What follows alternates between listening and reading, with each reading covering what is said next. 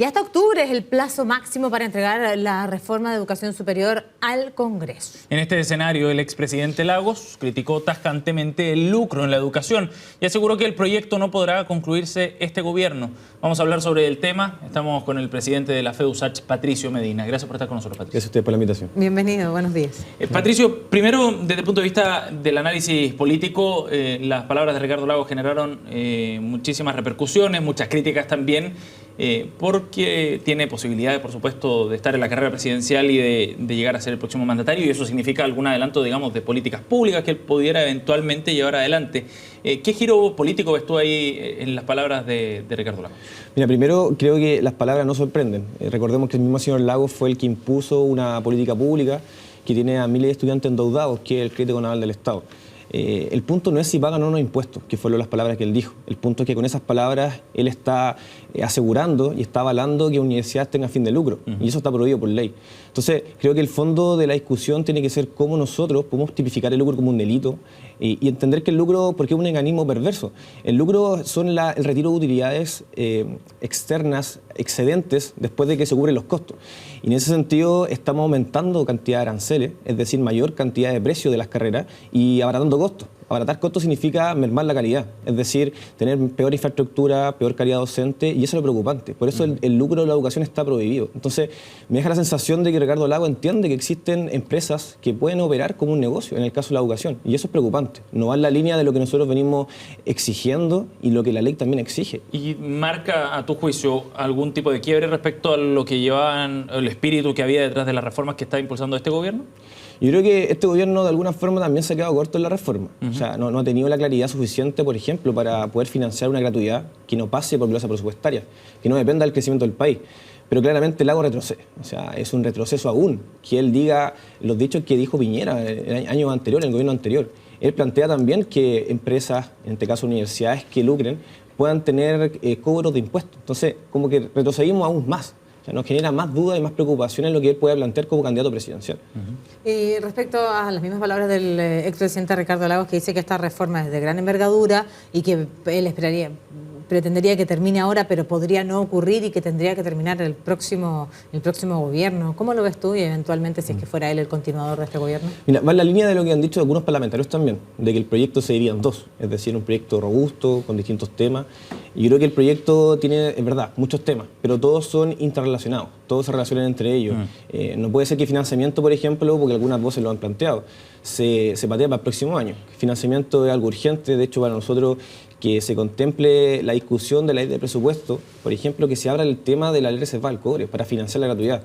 No es posible que para poder comprar arma y tanque tengamos una ley reservada al cobre, pero para financiar la educación de miles de chilenos no. Dependamos del crecimiento del país, de la glosa presupuestaria. Entonces, es preocupante que primero el proyecto se pueda dividir en dos. Creemos que son temas que están todos relacionados. Y en relación a terminar o no la reforma, eso depende de la voluntad del gobierno. O sea, también hay conocimiento que este gobierno está más que cerrando su gobierno que abriendo discusiones. Y es preocupante porque es una reforma que se suponía que se iba a discutir, una promesa de este gobierno, y que va a quedar en eso, en una promesa. Pero es una reforma en la educación superior que, al menos excepto en la antesala, no ha dejado conforme a ninguno de los actores desde sus distintas posiciones. Y desde ese punto de vista está muy trabado también el cómo poder avanzar. Sí, mira, en ese sentido, nosotros como Confech nos estamos juntando con los trabajadores de Chile. Tenemos un encuentro nacional el 27 de octubre también con los rectores para plantear una contrarreforma, una contrapropuesta a esta reforma educacional. Y ahí puede ser por indicaciones lo que nosotros vamos a presentar o incluso por el retiro del proyecto.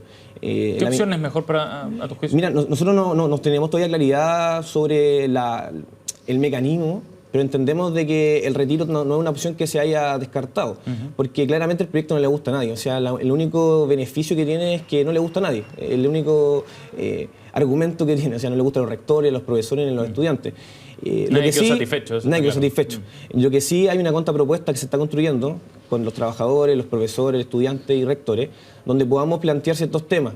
Obviamente vamos a tener diferencias en algunos temas. O sea, pero es una contrapropuesta que están elaborando todos los actores que no están conformes con este proyecto de reforma, excepto el Ejecutivo. Tuvimos un encuentro el día martes pasado, tenemos una reunión el próximo jueves también ejecutiva con estos actores y el encuentro nacional por la educación el 27 de octubre que va a ser el USACH. Nosotros queremos ahí poder marcar marcar un hito, poder presentar esta contrapropuesta a la reforma a la opinión pública y que sea presentada en el Parlamento. Ahora, si va a ser mediante el retiro y el ingreso de un proyecto nuevo o va a ser por indicaciones, depende también de la voluntad del mismo gobierno, porque entendemos de que la ministra ha planteado nuevas indicaciones, pero también nos dejan con la duda de cuáles van a ser las indicaciones, no nos dice cuál ni cómo. Por ejemplo, el CAE, o sea, ¿se va a eliminar, va a sacar a la banca, se va a eliminar el crédito o realmente va a existir un financiamiento permanente a la educación? ¿Qué otras indicaciones son necesarias? Mira, principalmente tipificar el lucro como un delito. Un marco regulatorio que de verdad fiscalice a las universidades que lucran, no solamente, en este caso, la universidad, los CFT, recordemos que la ley no contempla el lucro de los CFT. Y también, obviamente, el CAE. Para nosotros, el Crédito Canal del Estado, que justamente el señor Lagos lo implementa, es el mecanismo más perverso que existe.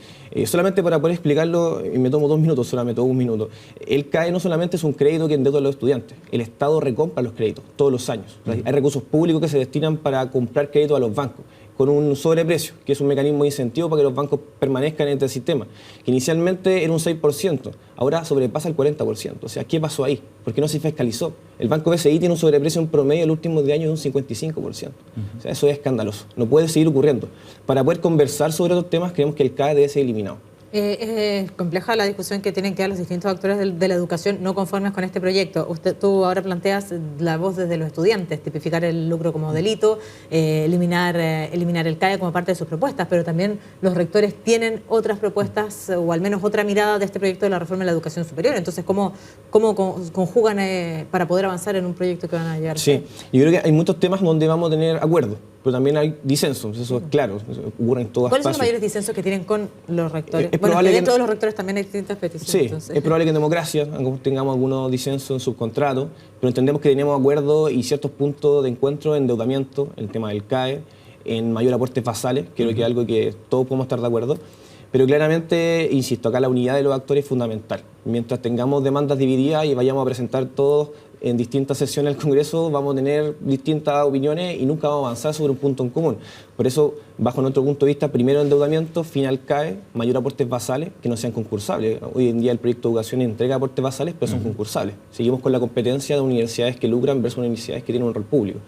Y en ese sentido, insisto, tenemos algunas diferencias, pero lo que nos va a llevar a la victoria, como se dice, son los puntos en común, que básicamente van en el tema del CAE y mayor aportes basales.